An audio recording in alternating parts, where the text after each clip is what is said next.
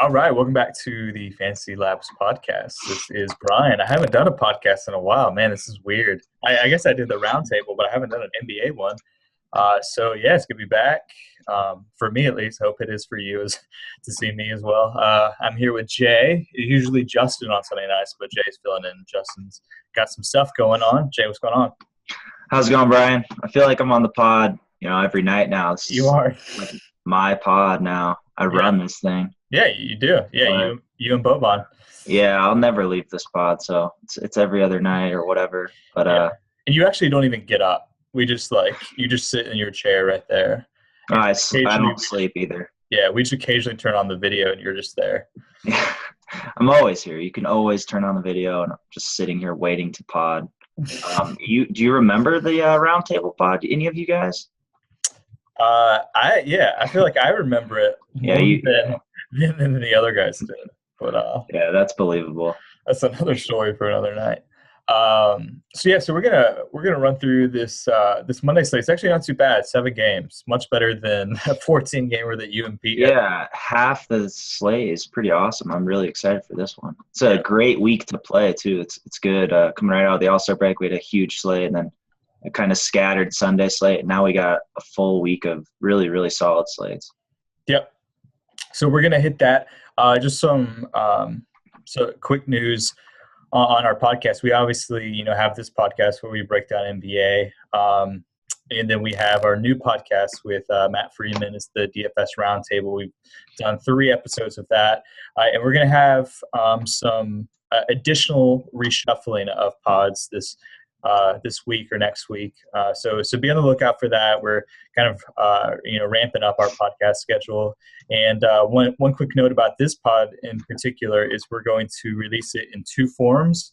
If you've been listening, we usually go game by game, break down every game, the biggest line, the news, and then we break down each team. And then at the very end, we do about a 5 to 7 minute by position run through. So we're actually going to crop that, and we're going to release that as a separate kind of quick lineup rundown pod. So we're actually going to be releasing 2 pods on these bigger slates on the Monday, Wednesday, Friday slate, so you guys can listen. I know some of you only have 5-7 minutes to spare during your lunch break or something like that. So we're trying to accommodate those people as well as the people who want the full slate breakdown. So we're going to do that. And hope you guys like it. And as always, feel free to send us feedback. We have an email. It's podcast@fantasylabs.com. You can tweet us. You guys know how to reach us. So let's jump into this slate, Jay, if you are up for it. Absolutely. 7 games. A lot of teams on back-to-back. We'll start with Detroit-Cleveland. And the line here is 207, and Cleveland is 9.5-point favorite. So I'll kick it to you for news. Because there's a lot of it, I think, for this game. Yeah, Anthony Tolliver got injured today, and he's already been ruled out for tomorrow. So I'm assuming we're going to see Tobias Harris step into the starting lineup, which was going to happen anyways. And then on the Cavs side, we got Mo Williams. Actually, I think he's pretty much ruled out with a sore knee. They ruled him out at halftime tonight, actually. That's pretty funny. So he has to go see Dr. James Andrews, who obviously everybody knows is – literally everyone sees Dr. James. Yeah, I need to see it. I need Tommy John surgery on my elbow. So I might fly out to New York with Mo and just get that surgery real quick. And then Kyrie actually missed majority of the game today with an illness. So he's considered questionable for this game tomorrow. Channing Frye, we're still no word on his debut, but I think he's expected to make his debut in this game. Is it? Yeah. And then I know he had to pass his physical, which he hadn't done. I mean, we'll keep you guys updated with that. Yeah. And then Iman Shumpert with a sprained left shoulder is questionable. He sat out today too. So quite a few injuries on the Cavs side, especially on the guards. Very thin, possibly there. Yeah, cool. All right, so let's start on the Detroit side. So interesting, we have 1 game with the new-look Detroit Pistons with no Jennings, no Ilyasova. With the addition of Tobias, Tobias did not start, but he did get 30 minutes. So that combined with the absence of Tolliver tomorrow, I think is a pretty good indicator that Tobias is going to get some heavy run. And I think that we had some question marks as far as who was going to be the guy out of the rotation, or at least have his minutes bumped down. We thought maybe Marcus Morris would see the bench and they would continue to give a run to Stanley, but it looks like Stanley is the guy who's going to get his minutes bumped down. So I'll kick to you. It's not really cash game playable here for a lot of these Detroit guys, even with Tobias, a guy who's very points dependent. Are you kind of in that same train? Yeah, I really respect Cleveland's defense, so I'm not looking to target anybody playing against them really. And yeah, maybe Tobias might be the only guy just jumping that starting role, and looking at some really big minutes here is probably the only guy I'd even consider in cash. But even then, I don't think his price isn't cheap enough to really go him. 5,500 on FanDuel isn't bad. That's probably where I prefer him. Small forward. Yeah, I mean, he's okay, but if he gets to start, what do you think his minutes are going to be at? Like 35? Yeah, he played 35 today. Yeah. Which makes him a really good tournament play, but it's still just not cash safe for me. Right. Yeah, I wouldn't go him on DK where you just only have to start one. And then, tournament-wise, I probably prefer Reggie over Drummond if I had to choose. I don't like the matchup a lot for Drummond here, so it's tough to really get exposure to these guys. 9.5-point dogs on the road on a back-to-back against a really stingy defense.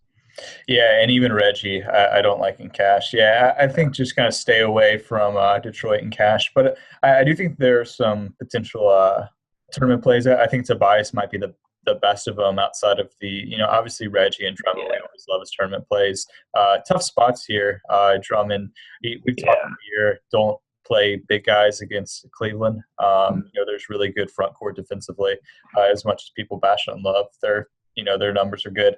But I do think there's some merit to go in there. Caldwell Pope's going to get his minutes. Stanley is probably not playable at this point.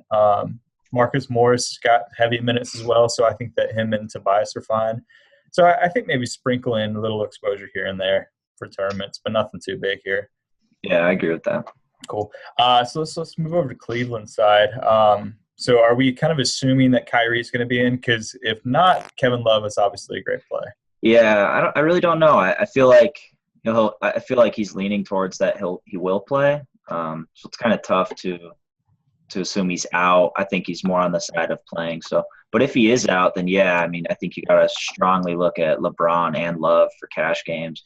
Really, a lot of the slate depends kind of on the Cavs injuries with Shumpert, with Kyrie, obviously. So they're really thin in the backcourt if Kyrie and Shumpert are out again, where, cash wise, I definitely still like LeBron. I mean, we saw LeBron play point guard today. They ran a lineup out with everybody over like 6'7" or something. So Bron's, been on fire. He's been so consistent lately. Yeah. Right. Yeah. Just such a high floor. So I definitely like him in cash if Kyrie's out. If Kyrie's in, I think I still like LeBron in cash, but I don't think he's as necessary.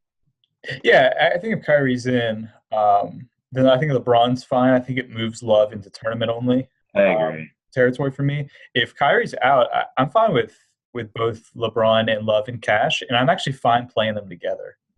Yeah, no, I think they're both great plays. They'll pick up all. I mean, Kyrie's been taking a ton of shots lately. The other guy I like if Kyrie's out for tournaments more so is J.R. Smith, especially if Shump's out as well, and Mo too. So you're looking at big minutes from him if the backcourt's thin again. So he's still, I think, a little bit leaning tournament for me.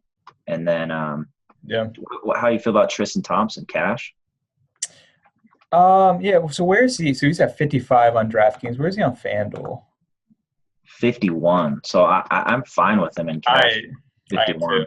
I think that's fine. He's been really good lately. And especially if Detroit, I don't know exactly how they're going to run Tobias. If they run him more at 4 in Tolliver's spot, and Tristan is playing, they're playing a Love Tristan. There's a lot of rebounds that Tristan and Love are going to gobble. Oh, yeah. Yeah, absolutely. Yeah, I like both of them in cash for sure. And then Delly, Delly, I mean, if Kyrie's out, Kyrie and Mo, for sure. Yeah, so I think you got to look at him. So there's like a lot of cash game options depending on how these injuries break down. So definitely something to monitor and play it by ear. And Delhi was supposed to be on, I think, a 20-minute limit due to his hamstring, but he played, I think, 29 today. So that's not a hard limit. Yeah, for sure. If Kyrie, there's a little bit of risk there because they could just throw LeBron at the point. You're right, but I think at his price tag, which is just like near minimum price, you don't need much. If he's going to get 30 minutes, I think. Yeah, if those guys are out, then I think he's fine. But I like if Kyrie's in, Tristan and LeBron are probably the two guys in cash I'm willing to go. Yeah. Same. Cool. Let's keep on moving. Indy at Miami is the next game. There's no line on this game, so I'll just kick it to you for some injury news. Yeah, on the Pacers side, we saw C.J. Miles leave the game today again with a calf injury, so we consider him questionable for tomorrow. On the Heat side, we got Dwayne Wade is questionable with a sore left knee, and Chris Bosh is going to be out a while with blood clots. And that's it for these teams. Cool. So let's start on the Indy side. And I think this is a fairly interesting spot just because, we've had the mantra all year of, don't play guys against Miami, don't play guys against the Spurs. There's some other teams like that, we don't play big men against the Cleveland. But really the two teams that we always kind of avoided were the Heat and the Spurs. But I think this could be an interesting spot because Miami's obviously missing Chris Bosh, who is a big part of their defense. So I think that potentially their defense is going to be as good as it has been. But you still see on DraftKings and FanDuel, you see these DVP numbers. So I think that it could be interesting. You're going to get potentially some guys in lower ownership than you think just because guys are going to be scared off the supposed bad matchups, but maybe it's not so bad. So, so I think it's interesting starting with Paul George. Yeah, Paul George is definitely, he's one of my favorite tournament plays on this slate just because of exactly kind of what you said and that a lot of people kind of write him off here just against the Heat defense overall. And I'm generally agree with that. For cash, I think you can't go anyone on the Pacers team coming off back-to-back, playing a really solid defense, even without Bosh, anchored by Whiteside, and just a solid all-around defense they have. So I'm not considering anyone in cash on the Pacers, but tournament, I think Paul George, and I mean, for tournament, yeah. I'm saying Miles Turner. Miles Turner, yeah. Oh, yeah, maybe some Miles, maybe some George Hill, but not much. I'm kind of off Pacers overall. Yeah, I guess that's fair.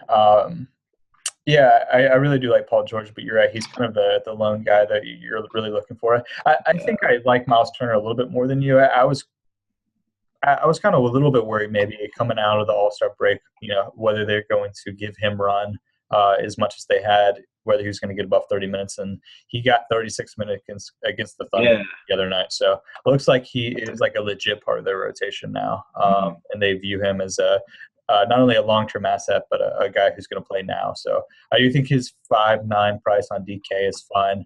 He's a center, so you can get two in there if you want to. A nice pivot down if you want to, get off maybe Whiteside or some of these other guys or Drummond or whoever. But I think you're right. Paul George is kind of the indie guy that you want exposure to, and a pretty good tournament guy just because of the reduced ownership. Miami side, these have been the guys to target last couple of games just because they've all been incredible value. So where are you on Miami side? Yeah, it's hard to overlook Luol Deng, what he's been doing lately at the 4 and just logging massive minutes and an expanded role on offense that we haven't really seen out of Deng in a while. So I think if Wade is out, I'm fine rolling the dice with Deng at a small forward position that's not really loaded or anything most nights. So in cash. In cash. If Wade's out, and then Dragic, I like quite a bit if Wade is out as well. We kind of saw him have a really good game last game with Wade out. If Wade and Bosh already out, but if they're both out, that's a lot of usage that's like their entire team's usage. So you're looking at guys that open up value here like Dragic, Luol Deng. I think Gerald Green, if he's still he's 3,600 on FanDuel. So I mean it's really hard for him to not reach value given the lack of scoring that they have right now. So these are all guys I'm looking at. It'll kind of depend on Wade. Whiteside, I think, is a little bit more of a tournament option for me. Yeah, I kind of agree with all that. I think Whiteside is a fairly good tournament option. Oh yeah, for Yeah, sure. yeah, I like his upside, especially yeah, having to anchor that defense, especially with Bosch out. He's going to have to kind of stay around the rim and protect that. Maybe he could have a big block night or something that could win you a tournament. Oh yeah, he's a monster. I mean, he's a perfect tournament player. He has Yeah, massive upside. I mean, it kind of depends, I guess, on the slate who you're going to go at center. But yeah, looking at the options, I guess he's probably lean. I mean, he's fine cash. I think you could get away with it. yeah. But I would lean tournament for sure. Yeah, Yeah, and I agree on these other guys. I mean, Dragic and Dang, I think, are elite plays if Wade's out. I think they're pretty easy just to plug in your lineup and kind of move on from there. yeah, they're just value, and Indy has a good defense overall. So I'm not like super comfortable loading up on the Heat players, just with kind of the Yeah, low implied total that this game will have. But yeah, if Wade's out, I think you can look at these guys and be a bit more comfortable. If Wade is in, I don't mind Wade as a tournament play, but I'm kind of off these guys a little bit in cash.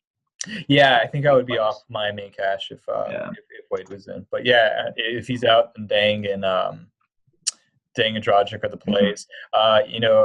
There's a lot of people who are playing, the trio of Winslow, Amari, and even people were chasing that 40-pointer from McRoberts. But I don't think I just don't think the usage or really the safety or upside or really anything's there. It's Yeah, I agree. to be excited about. Winslow would be maybe one guy that you're looking at, but his price is up to 45 on DraftKings, so you're not getting really anything there. His usage still isn't high enough to warrant anything. So I wouldn't get suckered into that. So kind of Dragic, Dang, Whiteside, if Wade is out. Yeah, and maybe Gerald Green on FanDuel if you're feeling crazy. He's burned us before in this situation, but he came through last game, so Cool.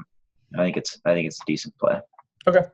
Let's keep on moving. Toronto, New York is the next game we'll hit on. Over-under's 200.5, and Toronto is 4.5-point favorites. Any news and notes on this one? Seems to be pretty clean here. Yeah, nothing. Just Amari Carroll still out with right knee surgery, no timetable. But yeah, that's it. Cool. So let's start on Toronto side. This is kind of an interesting matchup. The implied point total is it's not super high, but for a Toronto Knicks matchup, it's not that bad, honestly. So any guys you're looking at? I still like Lowry quite a bit, and DeRozan as well. They're not my favorite cash plays on this slate overall, but they're my favorite. I mean, obviously they're your favorite guys in this team, regardless. They're the best too. But I don't like targeting the Knicks front court, but I don't mind targeting their back court, and that's kind of where the Raptors excel. So I'm looking at Lowry and DeRozan. A little stronger in cash than usual, and then tournament-wise, I think Corey Joseph is a decent tournament play on the back-to-back for the Raptors. And then Valanciunas, I don't mind as a tournament play as well. Yeah, I mean, he played really well coming off the All-Star break. So, yeah, I think that he's a fine option. But you're right. I mean, Toronto's fairly easy. It's kind of Lowry and DeRozan. Corey Joseph is always kind of that sneaky guy who's a backup, and it's like you never really want to play a backup, but he's so darn consistent off the bench. I don't mind tournament value with him at all in this game. Yeah, and he's kind of guaranteed minutes. He'll get run behind Lowry, and he'll even get a little run with Lowry. So I think that's fine if you want to go him in some tournaments. I think if Kyrie's out, I prefer Delhi in tournaments, so probably wouldn't go that route, but yeah, I can see that. Something worth thinking about. Any of these lower price guys, Patterson, maybe? Not really. No, not really. Patterson would be that guy if you really want to dig deep, but I'm not looking at anyone else really on this team overall. Okay. So let's go to New York side. I guess we can start at the top. Melo's coming out of All-Star break, crushing it lately. Yeah, I don't mind him in cash, even on DK. He's was he 8,600? So that's pretty low for him, yeah. And I like this matchup for him actually. This game, I think this kind of has a mellow game on it. So cash wise, I don't mind it. If Kyrie's out, LeBron's only 1,100 more, so I'd probably pay that. I prefer LeBron at his price. Yeah. I don't think it'd be too difficult to get him over Melo with that extra. But it means that, I like Melo as a tournament play quite a bit, and I don't think he's a terrible cash game play in this spot. He's kind of the guy, the only guy I'm looking at. I think you could still have some Porzingis exposure, especially after last game when Cat just dominated him and he barely played. So I don't mind the bounce back here, but not a great spot. And then Robin Lopez, I guess, those are kind of the guys I'm looking at. The rest of this team is pretty bad for DFS. Yeah, Robin Lopez always has the one game every once in a while where he blows up for 45 or something. It's wild, yeah. So, yeah, that's fine. But, yeah, I think Melo's the guy. I agree with your assessment. I think that he's a really good tournament play just because, you can pivot down from LeBron, especially on DK, where a lot of people are just going to go LeBron on at small forward. I like the strategy of actually maybe playing them both on DraftKings. Okay. Yeah. Oh, yeah. Yeah, no, I don't mind that at all. Yeah, I assume that people will go either or and say, all right, I'm going to, kind of like I talked about in the DFS roundtable pod where people in a good matchup, they'll either pick Russ or KD. And I think you can get a unique lineup maybe if you throw in both. So I think you could go that with LeBron and Melo here. Yeah, I like that for sure. Cool. And then I agree, kind of not too much else exciting on New York side. So we'll move on, keep on going. Next game we'll hit on is Boston at Minnesota. And the line here. It's huge. Yeah, 215.5. Wow. Boston is 4.5-point favorite. So yeah, this is juicy. Any news and notes on this one? Just refresh. Kelly Olynyk's still out 3 weeks with the shoulder injury, and then on the Wolves side, we still got Kevin Garnett, Nikola Pekovic, and Bjelica. I think are all leaning on the side of doubtful for this one. I'd be surprised if any of those three played. Kind of same as it's been lately. Cool. So start on Boston side. Man, so this is the game to target, huh? It's a good one, yeah, for sure. Boston on back-to-back, too, and they're, still favored and huge total. So, yeah, I think it's pretty big to get some exposure in this game, especially on this slate. But the question is, who do you go? Yeah, because I know, it's tough. Their total, and I'm like, man, I need to get some Boston guys, but it's hard to pick which ones you want. I mean, it is. They run deep. That crew runs real deep. So, obviously you look at Isaiah, who's probably the safest, I guess. So I don't mind him in cash at all, really. And then I don't mind Jay Crowder here. I kind of like him. This spot for him. And then I think Avery Bradley's probably the next guy in cash order. And tournament-wise, I think Isaiah for sure, Solinger absolutely, and some Evan Turner exposure too. So it's kind of more of a tournament game for me with the Celtics, where I definitely like them a lot more in tournaments than cash.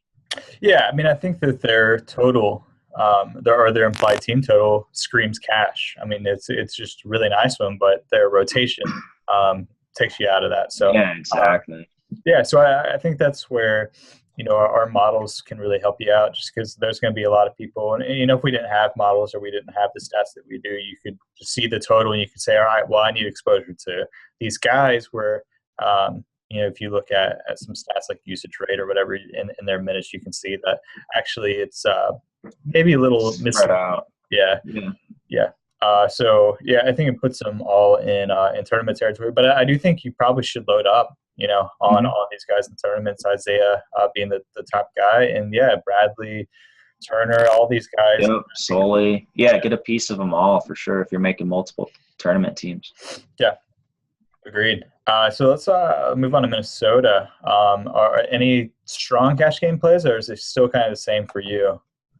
I'm fine with Karl Anthony Towns and cash at this point. So good, dude. Yeah. Yeah. So I'm fine with him, and I think this is a slate you can get him too. I don't think it's that hard. So I'm definitely looking at him in cash here. And then, I mean, Gorgie Jang, I'm still looking at in cash, but he's not as high as I have been on him in the past. But I think he's in a good spot as well here. That's probably it for cash, but. This total you can't ignore on this slate. So I like exposure to Rubio. I like exposure to Wiggins, and I like some exposure to Zach LaVine as well. Yeah. So, what are your thoughts on LaVine? Finally getting a little more respect in town? No, Tayshaun came back last game. Oh, did he? Yeah, he started. Yeah, so his respect was very short-lived. But, it's more of a minutes thing with him. I don't think it's necessarily he needs to start. I just think he needs to see big minutes. And off the bench, he'll obviously have a higher usage rate. So I'm still fine. He's definitely not cash playable, though, off the bench, really, unless they have, a good slew of injuries. Kevin Martin's back as well. So he's strictly a tournament play for me, and it's just kind of getting exposure to this game. Yeah, for sure. I agree that I think that the play in cash on Minnesota's Towns, I'm actually okay with Wiggins. I think he's a fairly good cash guy, so I'm fine with him. And then I agree that I really like Jang in tournaments. Yeah, Coach Rubio and Levine. Yeah, off the bench, I think he's fine. Yeah, he can crush in even 25 minutes. Mm-hmm. So that's whatever. So I think that's a good assessment. But yeah, I really like Jang at that 6'7" because people are going to kind of go maybe Kevin Love or pivot down or try to get Towns but not get Jang. So I think that he is kind of a sneaky tournament play that I really like at his spot. Yeah, I agree. And Rubio 6'1" is really nice price. Yeah. Oh yeah. Yeah, I'm really fine with kind of loading up really just on this game for tournaments. Yeah, I think it's a nice game. A lot of these guys.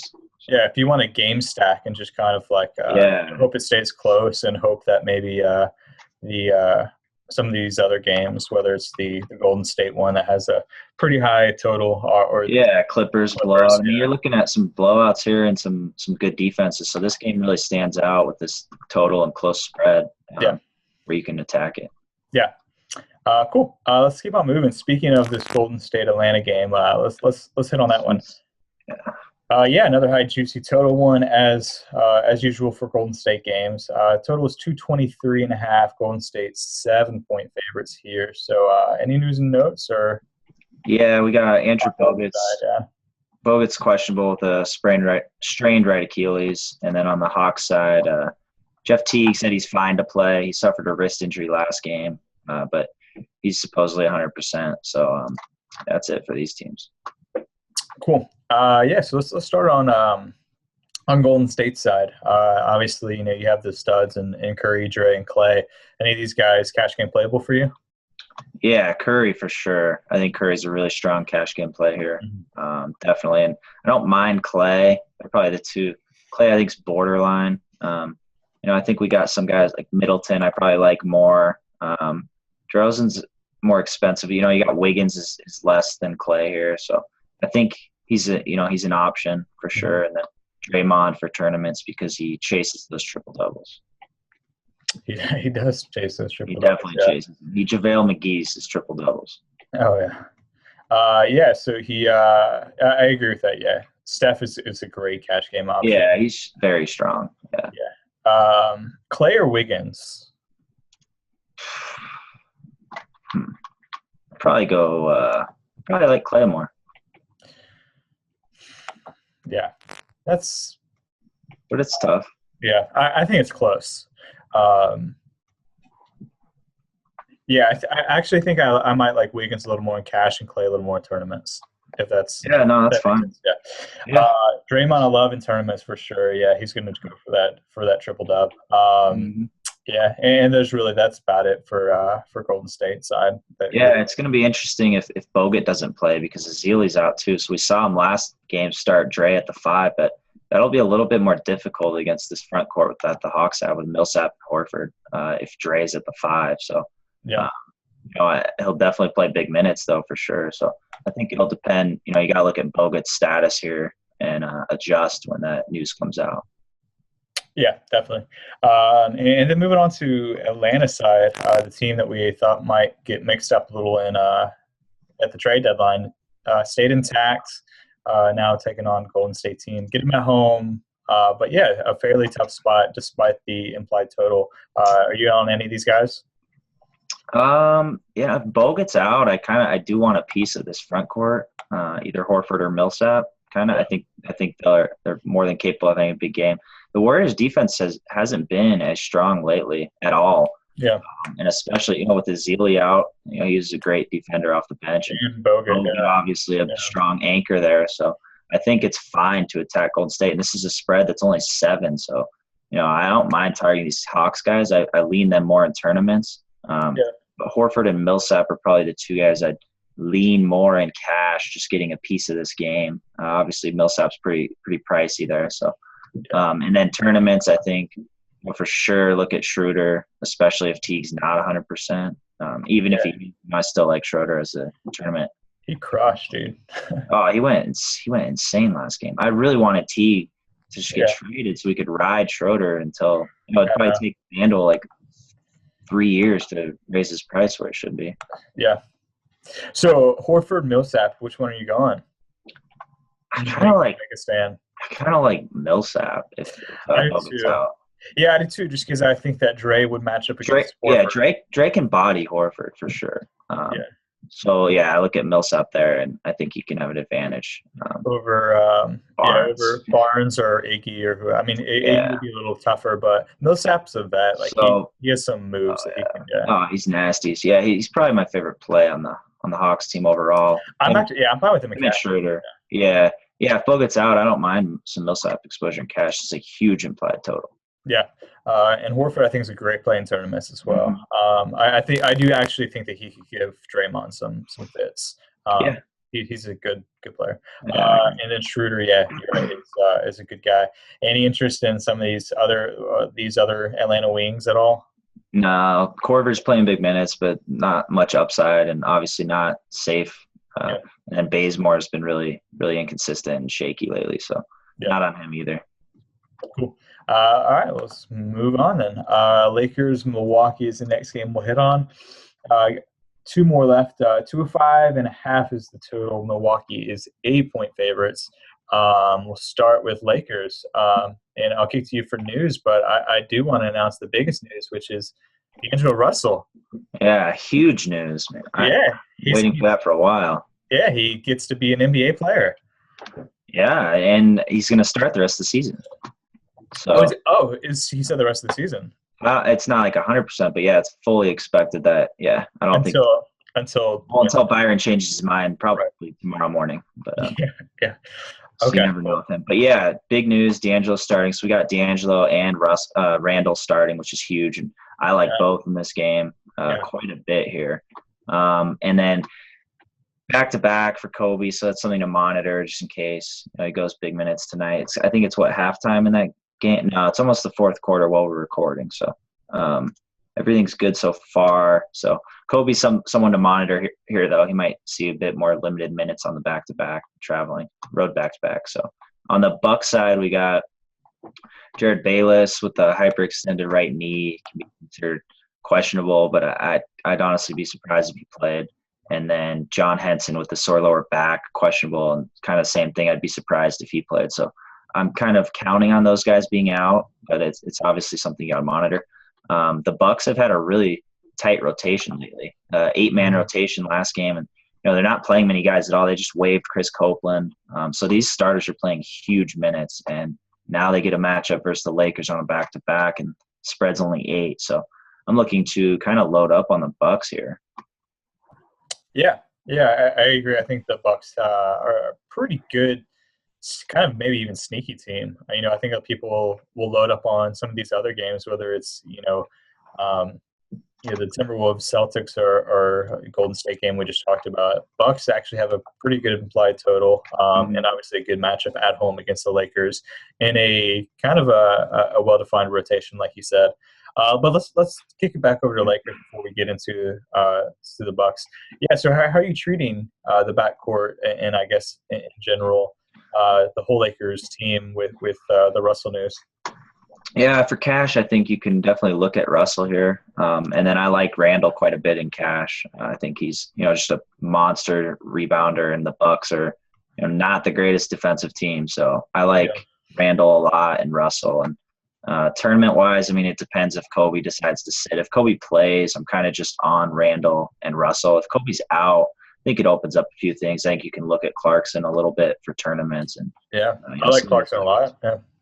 Yeah, Clarkson's fine. So I like Clarkson a lot in tournaments. I agree with you on the Randall. I think that he's fine in cash and tournaments. I think that he's got a pretty safe floor and pretty high upside, so I really like him.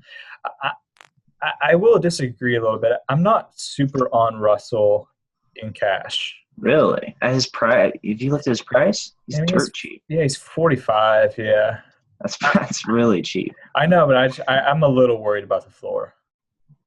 Oh, that's fair. That's fair. Yeah, I will say I like him a lot more if Kobe decides to sit, just because Agreed. the volume that is left behind. So yeah, I'd go as far as saying he's like a lock, a must play if Kobe's out at that price. Yeah. So, but if he starts, like, where are we assuming his minutes are going to be? Is the question. Well, he's at 28, a team high 28, with the 2 minutes left in the third quarter. So I think it's looking pretty safe here. Okay, so he's going to get 35 at least. Okay. Tonight, yeah, probably, yeah. Okay. Around. Yeah.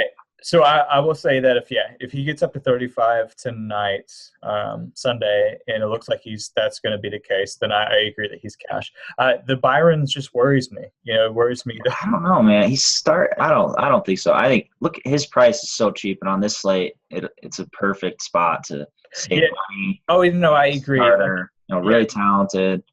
I love the Bucks. So yeah, I'm looking at him pretty strongly. No, yeah, I agree with all that assessment. I love him as a player. I think he's got a really bright future in the league for sure. I mean, the worst. If you told me he was going to get 35 minutes, 100%, then I would play him in cash. I'm saying that I was a little worried about that Byron could just pull him at halftime or something. Oh yeah, I was going to say the worst case scenario is he turns the ball over a few times right off the bat and Byron benches him. Yeah, I don't know. That's possible with a lot of players, or for foul trouble or whatever. I mean, with Nerlens Noel tonight with foul trouble. I mean, true. There's things like that happen. But I think at his price, I'm totally fine with him in cash as a starter. Okay, that's fair. And then Randall too. I think Randall is pretty safe here in this spot. Yeah, I think Randall's safe. So I don't mind him. Randall's crushing tonight, by the way. Yeah, he's good. Yeah, he's smashing the Bulls. Who would have thought Randall and the Russell? Yeah. Randall and Russell are good players. Yeah. I don't know. I'm not really looking at anyone else though. I do like Clarkson quite a bit in tournaments. Yeah, for sure. Yeah.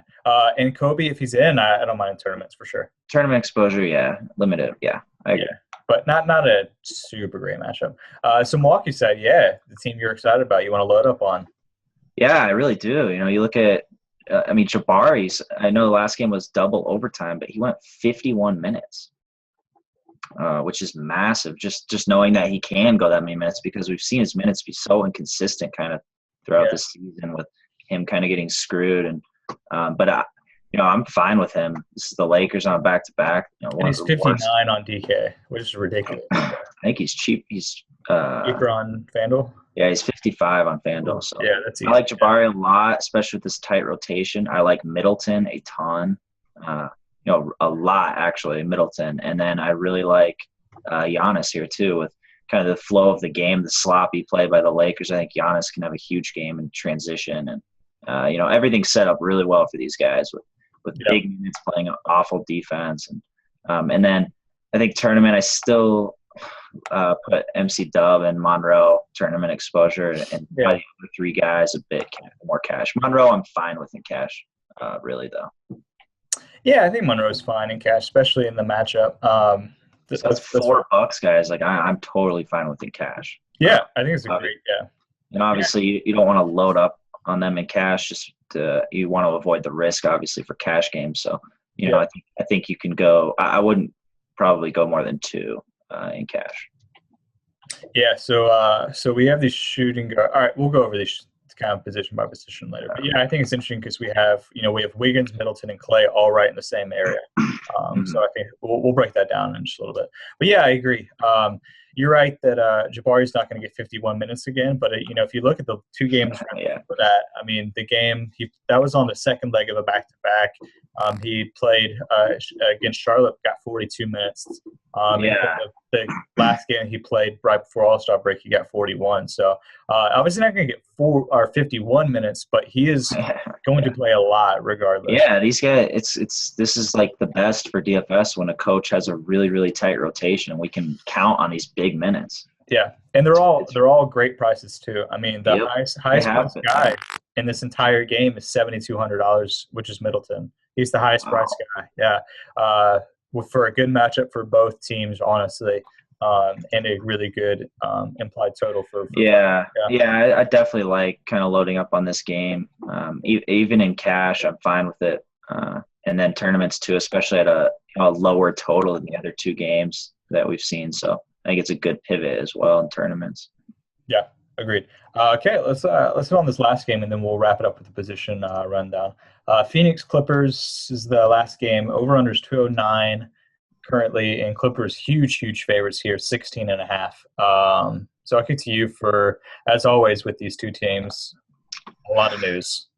Yeah, the Suns, we got Tyson Chandler questionable with a sprained right shoulder. And then the Clippers, just same as usual, Blake and Austin Rivers are still out. So, yeah, definitely interesting with the Suns. They actually started Ronnie Price today, which I don't know how he's still in the league personally. But, he drew the start. I think Archie's kind of getting benched for kind of his sloppy play. I mean, Archie's not very good anyway. So it's kind of a rough spot for these Suns guys. But they played Flip Pressey a good amount today. So that's throws a wrench in some things with the Suns backcourt here. We saw Alex Len have a huge game and didn't even play like full minutes against the Spurs even. So I think Alex Len, if Chandler's out, is a guy I'm looking at still in cash just with his per minute stats. And, I think matchup wise, not much really scares me with him at his price if he's getting guaranteed minutes. Yeah, I agree. For sure, yeah. This is but it is a huge spread, so it's definitely not this game in general is just not a spot I'm looking at too much. It's kind of Alex Len if Chandler's out, and then Teletovic I like as a tournament play, especially with this big spread coming off the bench. Yeah, any lure? No, I'm not on lure. Yeah, no. Yeah. Same. Yeah. No. Yeah. There's the question when Keefe got traded, who was going to be the beneficiary, whether it's just going to be Mirza or is going to be Lure at that force. Well, now it's Chris Humphries. True. So Humphries drew the start today. So, yeah, it's kind of a mess with that front court, which is why I like Mirza, because you're assuming this game's a blowout and, Humphries won't go full minutes and Mirza could kind of play majority, close the game in the fourth quarter in a blowout. And, he can rack up some points here. So it's kind of Len in cash, Mirza in tournament for me. And that's pretty much it, really, with Humphries now and throwing a wrench in the front court. How do you feel about Hump? No way. Yeah, I agree. Yeah, there's not really much here for Phoenix. Huge spread. So I think Len is, you're right, the play. His DK points per minute or whatever stat you like to use is really good. So I agree that he's fairly safe option. DeAndre is pretty good defender, but the whole front court doesn't scare me too much, as you said. So he's the play, and then maybe some tournament exposure here or there, but not a whole lot. And some of these guys like, Archie and Booker and these other guys are priced up a little bit.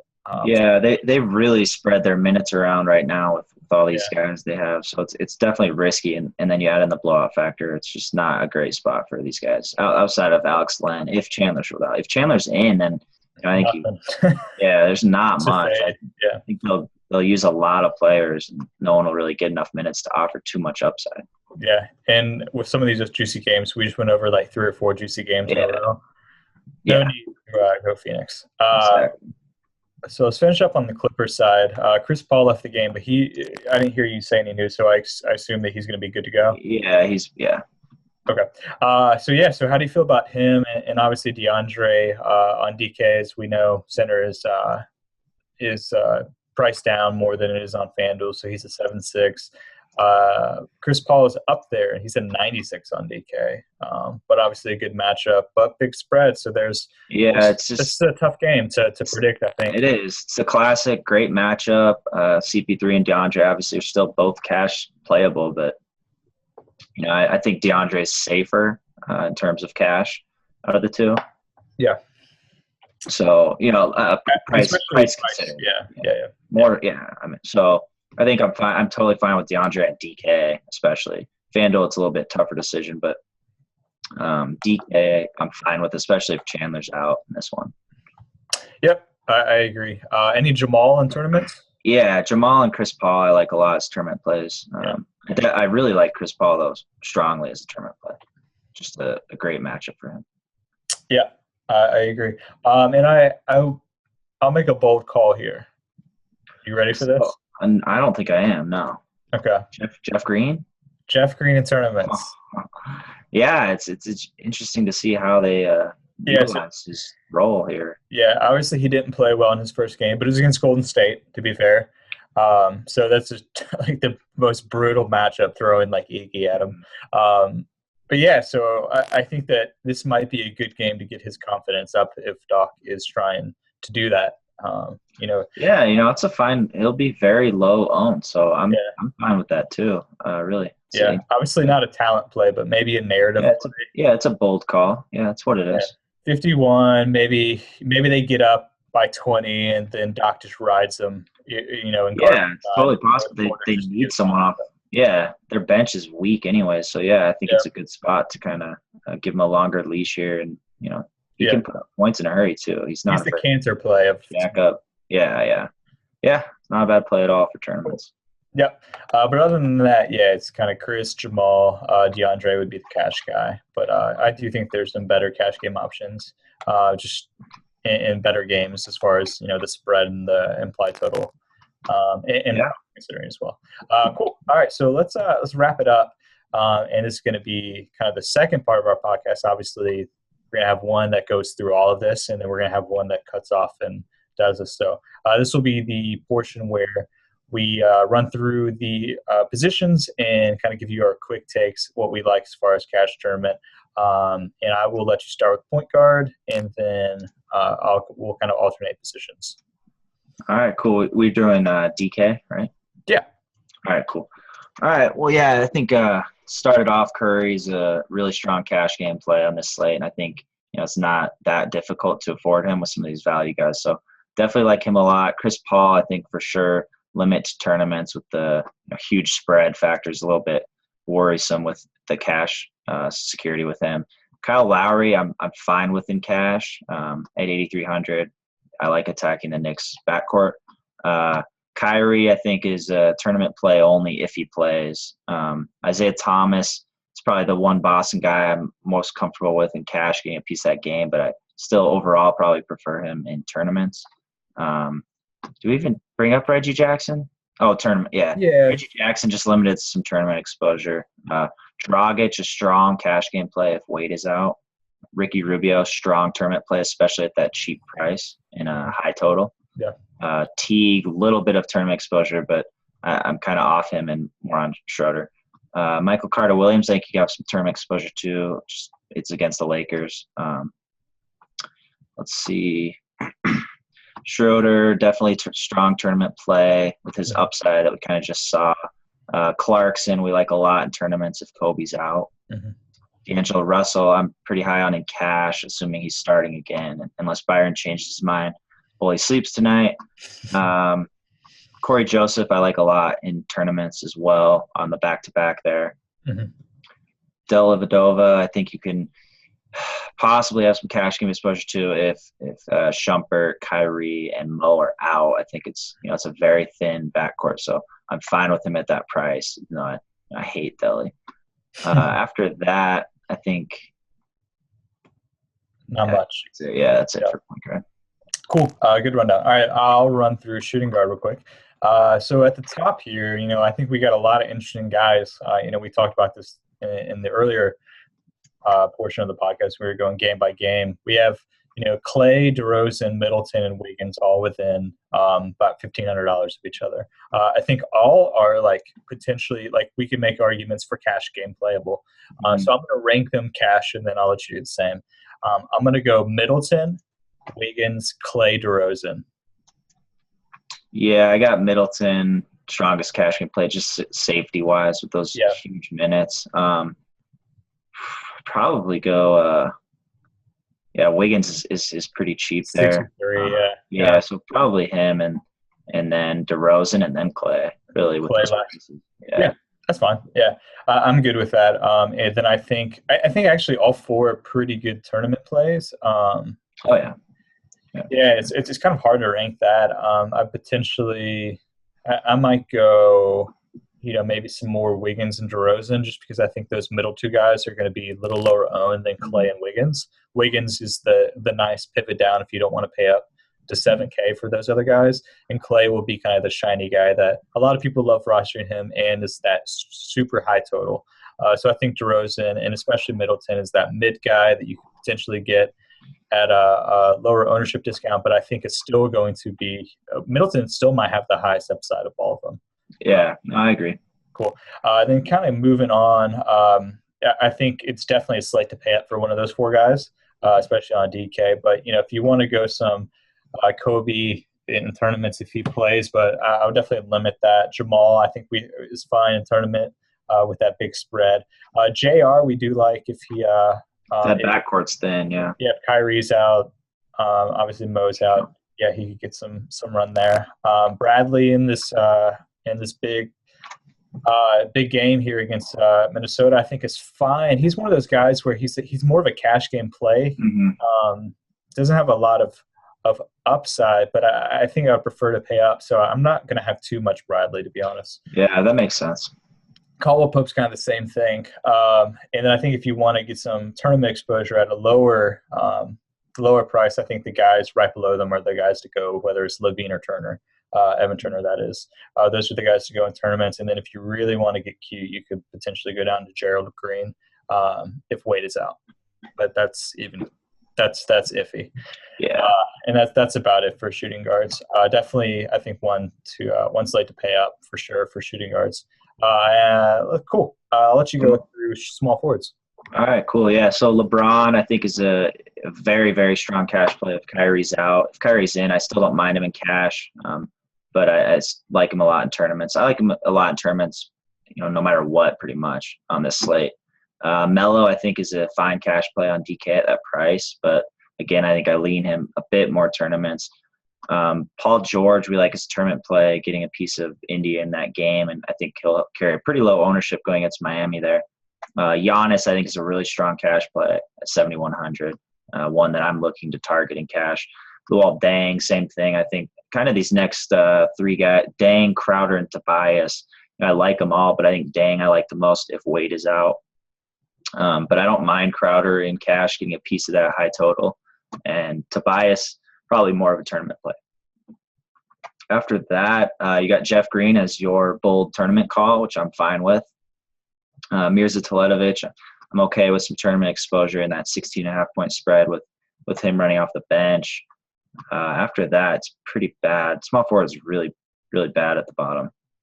So I don't think there's anyone I'm looking at. Maybe some Winslow if Wade's out, but I generally don't like playing him with his low usage rate. Cool. All right, I'll run through power forward real quick. Kind of speaking of not really a great position for guys at the bottom. Yeah, power forward is pretty ugly too. Starting at the top, we'll go Draymond. I think that he's more of a tournament play for me. The high implied point total as usual for Golden State. He's going to play the 5, which is an advantageous position for him, especially if Bo gets out. So I think he's a good tournament play. He's going to go for that triple-dub, but I do think there's some downside, especially going against Millsap and Horford. And he's just kind of an up-and-down player in general. So I think off of cash, especially at that price, 8-9, but a good tournament play. Millsap, if Bogut is out, I'm fine with in cash. Actually, I prefer guys in the lower tier, which we'll get to in a second. But for some reason, if you just have extra salary and you just want some Millsap exposure, I think that's fine. He's a great tournaments as well. Kevin Love, I think, is pretty easy. If Kyrie is out, I think that he's cash and tournament playable, and he should have some considerable exposure to him. He had 29-14 with Kyrie limited today and has a pretty good matchup probably against Tobias at the 4. Has some struggles on defensively. So I think he's an elite play in both contests if Kyrie's out, tournament if Kyrie's in. Porzingis, I think we're okay with very limited tournament exposure. He's kind of tough to pay for at that 7K price tag, especially going down to I think this kind of mid-tier in the 6 range is the tier that we really want to focus on. Jang, I love in tournaments. I wouldn't go him in cash. I'd rather get Towns if I want to get some exposure to that front court. But in tournaments, I think he's fine. And then this trio right here of Julius Randle, Jabari Parker, and Tristan Thompson, I think are all Yeah, power forward's loaded. It is loaded right there. Yeah, right there. Sure. Yeah, Right there. Yeah, it's a lot of guys. So let's do this like small shooting guard. Let's rank these cash plays. So I will go first. I think Jabari is 1 for me. Julius is 2, and then Tristan 3. But I'm okay with all 3. Yeah, geez. I really like all 3. I prefer Tristan on FanDuel, so I guess you can throw him out on DK. So I'll probably go. I think I like Randall more than Jabari here. That's fair. Yeah. Safer. So yeah, Randall 1, Jabari 2, and Tristan 3, and that changes a little on FanDuel just because of pricing. But yeah, definitely strong there. Are you good on DK with playing 2 or even all 3? Yeah, I'm good playing 2. Throw one in the power forward. Put Randall in power forward and Jabari in your forward spot. Yeah, maybe take Tristan out on DK and play him on FanDuel. But yeah, Julius Randle and Jabari, I think that's fine for you. Yeah. Sure. But we love all 3 of those guys. And they're going down. I don't see any other guys that we're even really super interested in here. So pretty rough. Yeah. Yeah. All right. I'll hit center. Center has a lot of tournament guys I like quite a bit. Karl-Anthony Towns, I think, is a very strong cash play if you can afford him. Absolutely. Andre Drummond, little bit of tournament exposure. Definitely don't like the matchup there. DeAndre at that price against Phoenix, I think, has a really safe floor regardless of the 16.5-point spread. So I'm fine with him at cash at 7,600. I'd probably rather pay up for Towns if it's not costing you too much of your team overall. Whiteside, I obviously love in tournaments and wouldn't necessarily mind in cash, but I think there's still a little bit of risk there with him. Greg Monroe, I don't mind in cash, kind of the same as Whiteside, but I think he's a very strong tournament play. Al Horford, I like as a tournament play if Bogut's out. Valanciunas, I don't mind as a sneaky tournament play. Flashed some pretty solid upside lately. Not the greatest matchup, though. Miles Turner, we like as a tournament play, with Bosch out in their front court that they have right now. Solinger, I like a lot as a tournament play. I don't love him against Towns, but again, he can kind of spread the floor and open up some shots. So I think he's a fine tournament play with Olynyk out at that price.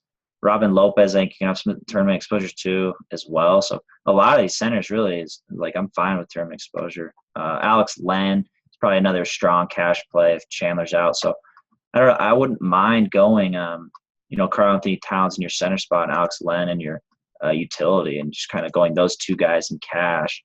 And then tournament-wise, I think you can kind of mix and match a lot of these guys to spread exposure around. After Alex Len, I don't think there's anyone. No. So, yeah, pretty loaded in center, though, tournament value-wise.